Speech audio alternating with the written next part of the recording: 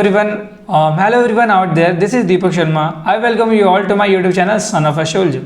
Today, I will be reading this book, The Monk Who Sold His Ferrari by Robin Sharma. So, why I am doing this? Because I am fond of reading non-fiction books, and in addition to, I read out loud so that I can improve my pronunciation. So, without any delay, I just wanted to record this whole thing so that the people who are interested in listening to the audiobooks can listen to this as you can consider it anything as you want. You can watch the video, you can listen to the audio. So without any further delay, let's get started. So we can start with the chapter first without reading out the rest of the things. So the first chapter is the wake up call. He collapsed right in the middle of the packed courtroom. He was one of his country's most distinguished trial lawyers. He was also a man who was as well known for the $3,000 Italian suits that draped his well-fed frame as for his remarkable string of legal victories. I simply stood there, paralyzed by the shock of what I had just witnessed. The great Julian Mantle had been reduced to a victim and was now screaming on the ground like a helpless infant, shaking and shivering and sweating like a mechanic. Everything seemed to move in a slow motion from that point on. My God, Julian's in trouble. His paralegal screamed, emotionally offering us a blinding glimpse of the obvious. The judge looked panic-stricken and quickly muttered something into the private phone she had installed in the event of an emergency. As for me, I could only stand there, dazed and confused. Please don't die, you old fool. It's too early for you to check out. You don't deserve to die like this. The bailiff, who earlier had looked as if he had been embalmed in this standing position, leapt into action and started to perform CPR on the fallen legal hero. The paralegal was at his side, her long blonde curls dangling over Julian's ruby red face, offering him soft words of comfort, words that he obviously could not hear. I had known Julian for 17 years. We had first met when I was a young law student hired by one of his partners as a summer research intern. Back then, he had it all. He was a brilliant, handsome and fearless trial attorney with dreams of greatness. Julian was the firm's young star, the rainmaker in waiting. I can still remember walking by his legal corner office while I was working late one night and stealing a glimpse of the framed quotation perched on his massive oak desk. It was by Winston Churchill and it spoke volumes about the man that Julian was. Sure I am that this day we are masters of our fate, that the task which has been set before us is not above our strength, and that its pangs and toils are not beyond our endurance.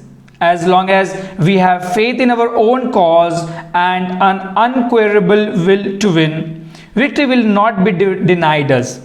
Julian also walked his talk. He was tough, hard driving and willing to work 18 hours a day for the success he believed was his destiny. I heard through the grapevine that his grandfather had been a prominent senator and his father a highly respected judge of the federal court. It was obvious that he came from money and that there was enormous expectation weighing on his Armani-clad shoulders. I'll admit one thing though, he ran his own race.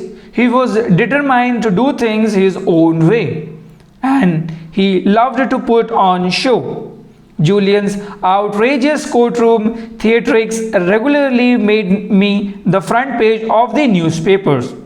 The rich and famous flocked to his side whenever they needed a superb legal tactician with an aggressive edge. His extracurricular activities were probably as well known.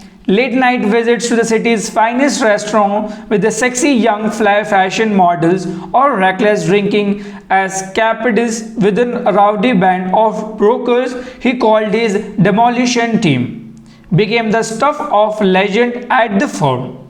I still can't figure out why he picked me to work with him on that sensational murder case he was to argue that first summer. Though I had graduated from the Harvard Law School, his alma mater, I certainly wasn't the brightest intern at the firm, and my family pedigree reflected to no blue blood. My father spent his whole life as a security guard with a local bank after a stint in the Marines. My mother grew up unceremoniously in the Bronx. Yet he did pick me over all the others who had been quietly lobbying him for the privilege of being his legal gopher on what became known as the mother of all murder trials. He said he liked my hunger, we won. Of course, and the business executive who had been charged with brutally killing his wife was now free man, and as free as his cluttered conscience would let him be. My own education that summer was a rich one. It was far more than a lesson on how to raise a reasonable doubt where none existed. Any lawyer worth his salt couldn't do that. This was a lesson in the psychology of winning and a rare opportunity to watch a master in action. I soaked it up like a sponge. At Julian's invitation, I stayed on at the firm as an associate, and a lasting friendship quickly developed between us. I will admit that he wasn't the easiest lawyer to work with. Serving as his junior was often exercise in frustration, leading to more than a few late night shouting matches. It was truly his way or the highway. The man could never be wrong. However, beneath his crusty exterior was a person who clearly cared about people. No matter how busy he was, he would always ask about Jenny, the woman I still call my bride, even though we were married before I went to law school. On finding out from the another summer intern that I was in financial squeeze, Julian arranged for me to receive a generous scholarship. Sure, he could play hardball with the best of them, and sure, he loved to have a wild time. But he never neglected his friends. The real problem was that Julian was obsessed with work. For the first few years, he justified his long hours by saying that he was doing it for the good of the firm, and that he planned to take a month off and go to the Siemens next winters for sure. As time passed, however, Julian's reputation for the brilliance spread and his workload continued to increase. The cases just kept on getting bigger and better. Julian, never one to back down from the good challenge, continued to push himself harder and harder. In his rare moments of quiet, he confined that he could no longer sleep for more than a couple of hours without waking up feeling guilty that he was not working on a file. It soon became clear to me that he was being consumed by the hunger for more prestige, more glory, and more money. As expected, Julian became enormously successful. He achieved everything most people could ever want. A stellar professional reputation with an income in seven figures, a spectacular mansion in a neighborhood favored by the celebrities, a private jet, a summer home on a tropical island, and his prized possession, a shiny red Ferrari parked in the center of his driveway.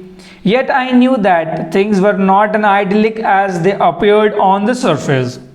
I observed this sign of impending doom not because I was so much more perspective than the others at the firm, but simply because I spent the most of time with the man. We were always together because we were always at work. Things never seemed to slow down. There was always another blockbuster case on the horizon that was bigger than the last. No amount of preparation was ever enough for Julian. What would happen if the judge brought up this question on that question? God forbid, what would happen if our research was less than perfect? What would happen if he was surprised in the middle of a packed courtroom, looking like a deer caught in the glare of an intruding pair of headlights? So we pushed ourselves to the limit and I got sucked into his little work-centered world as well. There were two slaves to the clock toiling away on the 64th floor of some steel and glass monolith while most sane people were at home with their families, thinking we had the world by the tail, blinded by an illusionary version of success. The more time I spent with Julian, the more I could see that he was driving himself deep